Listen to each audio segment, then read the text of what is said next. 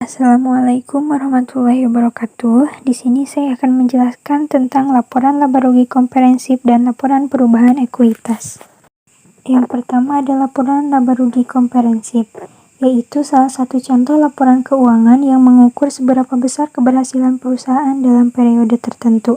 Artikel ini akan memberi penjelasan dan contoh laporan laba rugi komprehensif serta unsur penghasilan dan beban di laporan jenis ini. Jenis ini dapat digunakan untuk penilaian dan melakukan prediksi jumlah dan waktu atas ketidakpastian arus kas keuangan di masa depan.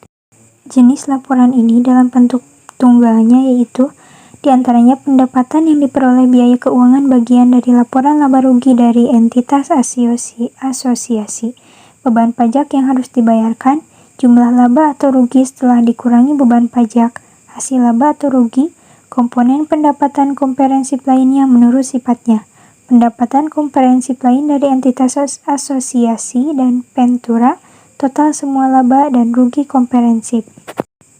Unsur laporan laba rugi terbagi menjadi dua. Yang pertama ada penghasilan.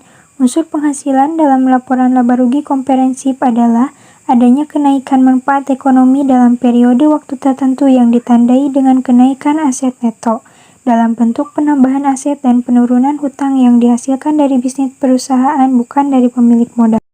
Yang kedua, beban. Adanya penurunan manfaat ekonomi dalam waktu periode tertentu yang menyebabkan aset neto atau ekuitas menjadi berkurang dan beban utang semakin bertambah. Kegunaan lainnya yaitu investor bisa mendapatkan informasi mengenai prediksi laba dan arus kas di masa depan yang bisa dijadikan patokan untuk menentukan harga jual saham dan dividen yang dimiliki perusahaan di masa depan. Dalam bentuk gandanya, pendapatan yang diperoleh transaksi biaya pendanaan bagian dari laba, rugi entitas asosiasi dan pentura beban pajak jumlah laba, rugi setelah dikurangi pajak, dan total laba rugi. Selanjutnya ada laporan perubahan atau ekuitas. Perubahan atau ekuitas ini, yaitu laporan perubahan modal, adalah jenis laporan keuangan yang berisi informasi mengenai ekuitas yang dimiliki oleh suatu perusahaan, serta berisi pula informasi atau hal-hal apa saja yang menyebabkannya berubah, baik bertambah maupun berkurang sampai pada akhir periode akuntansi. Laporan ini disusun setelah neraca lajur dan laporan laba rugi telah tersedia, karena sumber data laporan ini terkait dengan laba bersih atau rugi bersih yang berasal dari laporan laba rugi perusahaan dagang. Unsur-unsur dalam laporan ekuitas diantaranya yaitu laba tidak dibagi. Laba tidak dibagi atau retained earnings merupakan sebagian laba atau seluruh laba yang diperoleh perusahaan.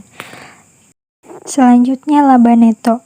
Biasa disebut dengan laba bersih yang berarti penghasilan bersih yang diperoleh oleh perusahaan baik dari usaha pokok ataupun di luar usaha pokok perusahaan selama satu periode setelah dikurangi pajak penghasilan. Selanjutnya ada dividen. Dividen adalah pembagian laba kepada tiap pemegang saham berdasarkan banyaknya saham yang dimilikinya. Manfaatnya dari ekuitas itu diantaranya sebagai sumber data keuangan yang dimiliki oleh perusahaan agar kinerja dapat berjalan secara efektif dan efisien. Mengikhtisarkan aktiva pembayaran dan investasi. Selanjutnya, merekam dana yang diperoleh dalam satu periode akuntansi dan menyajikan data perubahan modal kerja. Perubahan-perubahan yang terjadi pada laporan ekuitas diantaranya adanya kenaikan sektor modal, adanya pengurangan atau penurunan aktiva tetap, ada penambahan hutang jangka panjang, perusahaan menderita kerugian, adanya pembentukan dana atau pemisahan aktiva lancar, adanya penambahan atau pembelian aktiva tetap, adanya penambahan, pengambilan uang atau barang. Tujuan dari laporan perubahan ekuitas yaitu laporan keuangan perubahan modalnya dibuat untuk dapat mendokumentasikan aktivitas-aktivitas transaksi pembiayaan serta investasi dan juga dana yang telah dihasilkan oleh perusahaan tersebut selama kurun waktu atau periode yang bersangkutan.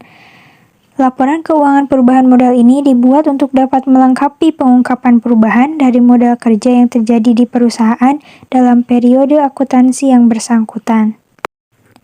Rumusnya yaitu, jika saldo laba, maka rumus yang digunakan adalah rumus modal akhir.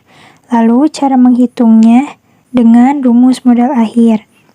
Sebagai berikut, modal akhir sama dengan modal awal, lalu ditambah laba bersih yang dikurangi FRAIP. Baik, sekian video ini saya buat, kurang lebihnya mohon maaf. Assalamualaikum warahmatullahi wabarakatuh.